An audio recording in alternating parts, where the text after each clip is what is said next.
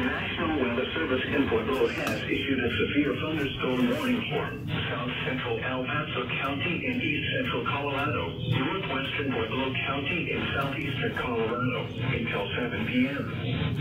At 5:48 p.m., severe thunderstorms were located along a line extending from 10 miles northeast of Penrose to 7 miles west of Pueblo West to 8 miles west of Pueblo Reservoir, moving southeast at 35 miles an hour. Hazard, 60 miles an hour wind gusts and quarter-size hail. Source, radar indicated. Impact, hail damage to vehicles is expected. What the fuck? Expect wind damage to roofs, siding, and trees. Locations impacted include western Pueblo, Pueblo West, Pueblo Reservoir, and Pinion. For your protection, move to an interior room on the lowest floor of a building. Torrential rainfall is occurring with these storms and may lead to flash flooding. Do not drive your vehicle through flooded roadways.